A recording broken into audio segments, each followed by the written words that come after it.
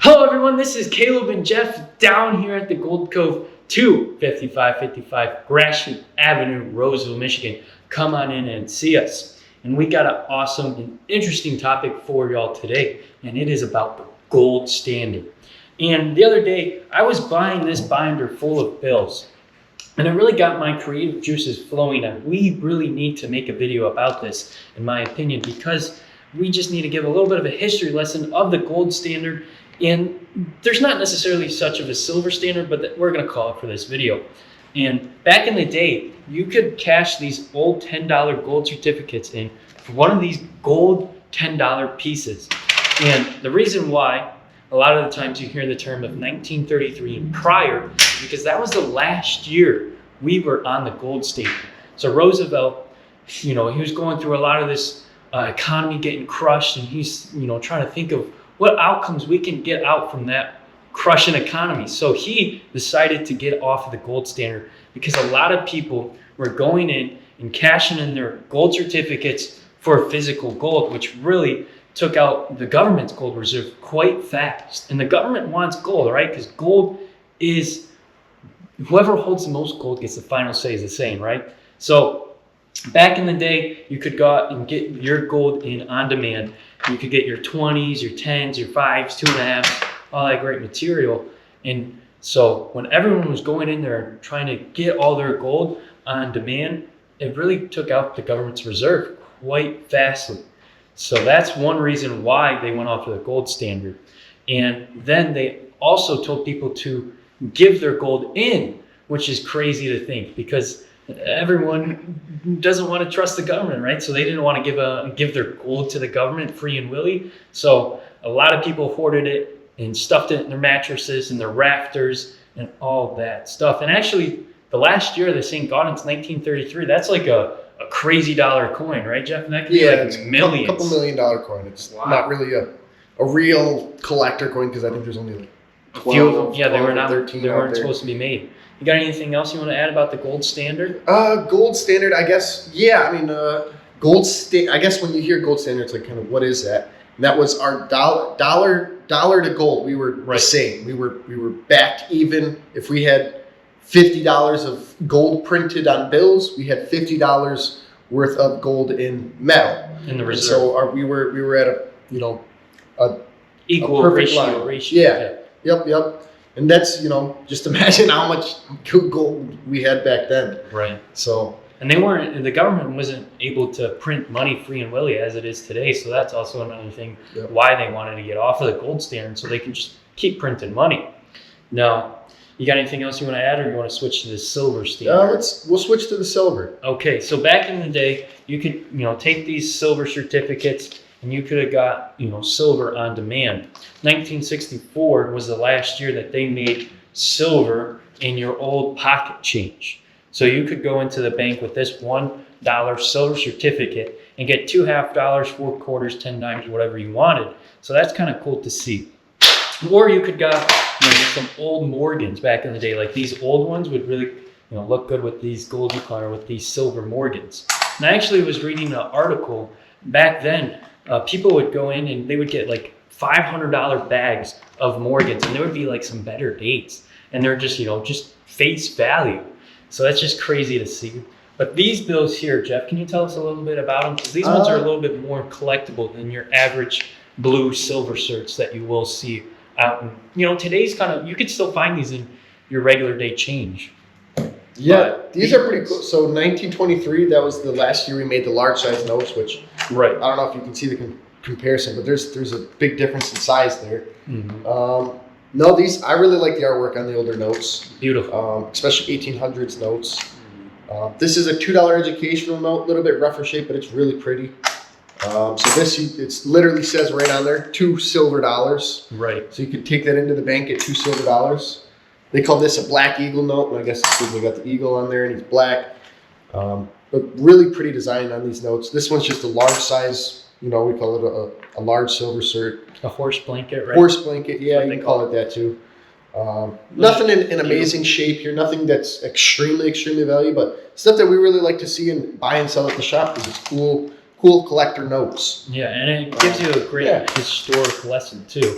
And let's see, we got some more bills here. Yeah, so we have the $2 ones as well. These red seals, these ones are pretty cool. And then I would say the best of the bunch, $10 gold note. Yeah. So this was worth $10 way back in, what was this one's 2022. So this one's 1922. And this would have got you a $10 gold piece, which today is worth what? Right around $2,300. Yeah. Unfortunately, these are not worth $2,300, but they are still collectible. This might be worth $200, $300, $400. I'm not 100% sure. Same with this one. This one we have it at the showcase for $200. But if you went and cashed it in and got your gold, your physical gold, you're a lucky winner and you hold that on for decades. It's worth more than the paper. I mean, that goes to show you even the paper of gold is not as much as the physical gold. And then we also have some, just low end silver certs there, 5s, 10s, and 1s. So that's just cool. And then we got some older bills, some 2s, and some older 20s. That's actually kind of funny. These are not even that old. This one's 1950, 1985, but yeah. I just wanted to sell them, but yeah, that's anything else you got to add to? I guess I was listening to what Kel was saying, and I do unfortunately have to correct him since I'm the older brother. He said 1964, the last year of silver coinage that we made in circulation, 1970. Right. So from 1965 to 70, Kennedy was honored in the coin by putting 40% silver in it. Right. But right after that, Nixon whacked it. No more silver in our coins. And I think he also took us off a gold backed in general. So the gold standard was the standard, and then I think 71 took us off the gold backed, so our reserves had to not have any gold in it. Right. So, another thing that I forgot to mention as well is. After we stopped making, the regular 90% in your change, you could still go in with a silver certificate after the year 64 and get granulated silver. I think that was up until 68, where you could go very short run. Right, it was 2 years, 1.5 years, where you could go in and get some granulated silver, and it would match the certificate or the serial numbers with the granulated silver on the silver certificate. So that's kind of cool, and they're very collectible if you find them, but you may not, because I think, what do? They just burned? I think, yeah. Or they sent it to the treasury. Yeah, I would think it would be a novelty thing, maybe, because I've had one before. It's a little box, has some, says silver shards in it or shot. Right. It just had a date on there, and then how much silver's in there, and what the serial number was of the note that was used to purchase that. Right. I'd imagine if the bank's giving you silver shot, they're probably going to take that bill, rip it up, burn it, whatever they do. Right. Send it in the Federal Reserve and just cook it. Yeah. Right. Cook it. Alrighty, guys. Thank you for watching this video. I appreciate y'all. Check out our up and coming videos. Check out our previous videos, and don't forget to buy precious metals. Yo, Kim, what are you going through? Hey, Caleb. So right now I'm just going through these weighted silver sterling antique silverware. Cool. Pretty cool right here. A lot of people, when they bring these in, they think it's full solid sterling silver, but unfortunately it is otherwise. These are putty, cool little clay, just break them out. This is almost tinfoil, weighs shoot, what does that weigh, Kill? 5 grams? Just weigh this too, weigh the whole thing. We'll put the whole thing on there. Look at that, 190 grams, guys. Do we think this is 190 grams? Should I break it? You should. Should we break it? All right, let's break it right here, guys. Let's see what we got. Just hit away at it a couple times. Get all the angles. Breaking it up. Oh boy, try not to hit a finger. There we go. Most of it right there. And it's still got a little bit more up there, but that's more than half. Right, and then there's a rod putty through it to hold the putty in place. And it seems like there's more right here, right? There is. Feels like so. So I would say almost about half. 190 grams equates to 50 grams of pure sterling silver.